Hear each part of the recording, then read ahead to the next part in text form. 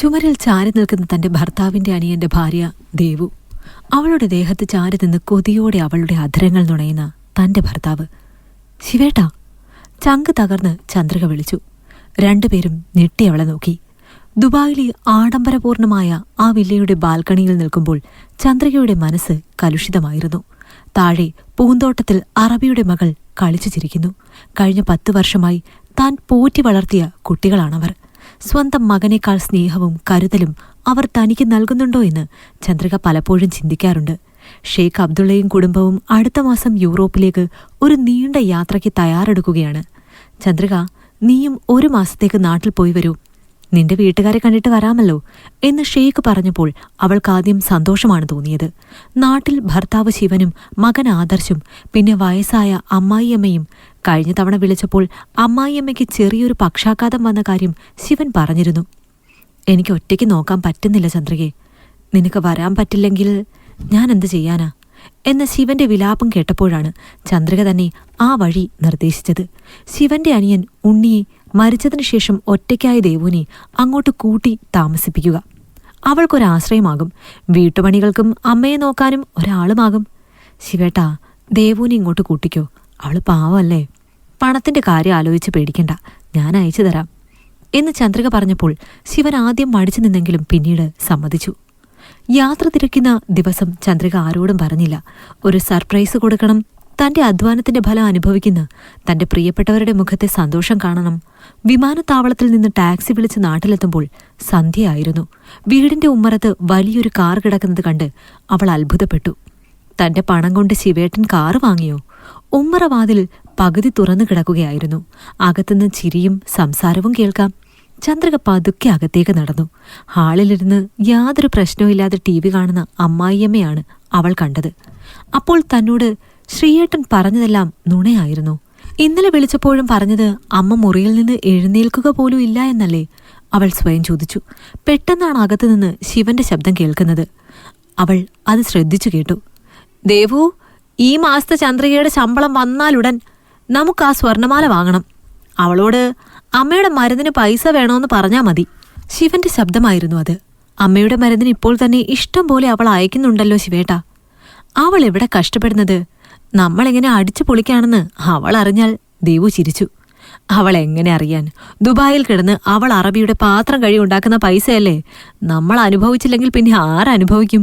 തന്നെയുമല്ല, അവൾ അറബിക്ക് എന്തൊക്കെ ചെയ്തു കൊടുക്കുന്നുണ്ടെന്ന് ആർക്കറിയാം? ശിവൻ പറഞ്ഞത് കേട്ട് അവളുടെ നെഞ്ചു വിങ്ങി.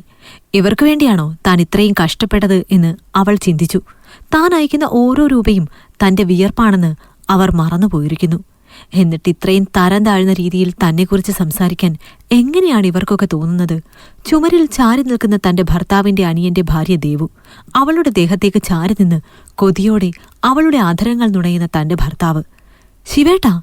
ചങ്ക് തകർന്ന് ചന്ദ്രിക വിളിച്ചു. രണ്ടുപേരും ഞെട്ടി അവളെ നോക്കി. അപ്പോഴേക്കും ശിവൻ ഓടിവന്ന് അവളുടെ അരികിലേക്ക് വന്നു. നിങ്ങൾ എന്നോട് ഇപ്പോൾ ഒന്നും സംസാരിക്കരുത്. നിലവിട്ട് ഞാൻ എന്തെങ്കിലും പെരുമാറിപ്പോകും. ചന്ദ്രിക അത്രയും പറഞ്ഞുകൊണ്ട് പുറത്തേക്ക് നടന്നു. അപ്പോഴാണ് തന്റെ മകൻ സ്കൂളിൽ നിന്ന് വന്നത് അവർ കാണുന്നത്. പുറത്ത് സൈക്കിളുമായി വന്ന മകൻ ആദർശിനെ കണ്ടപ്പോൾ അവൾ ആശ്വാസത്തോടെ അവനടുത്തേക്ക് ചെന്നു.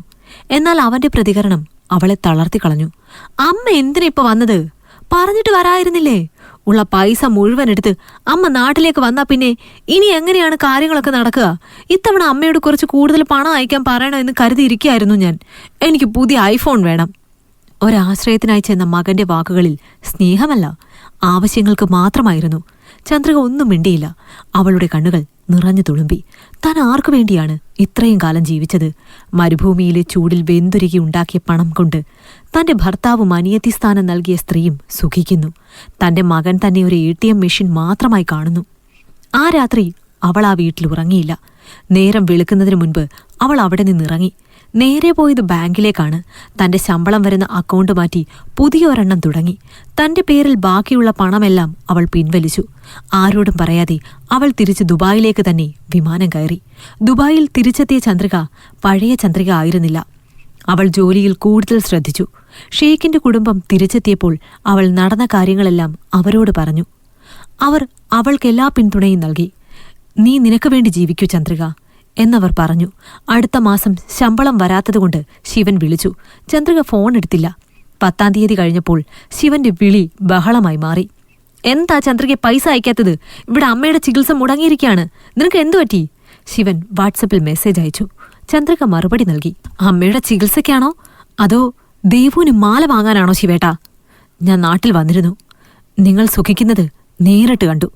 ഇനി മുതൽ എന്റെ പണം എന്റെ ആവശ്യങ്ങൾക്ക് മാത്രമാണ്. അതോടെ ശിവന്റെ കളി മാറി. അവൻ കരയാൻ തുടങ്ങി.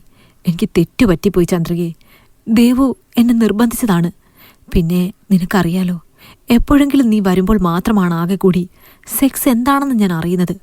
അവളെപ്പോലെ ഒരു തീ അടുത്തു വന്ന് മുട്ടിയൊരുമി നിന്നപ്പോ എന്റെ കൈ വിട്ടുപോയി.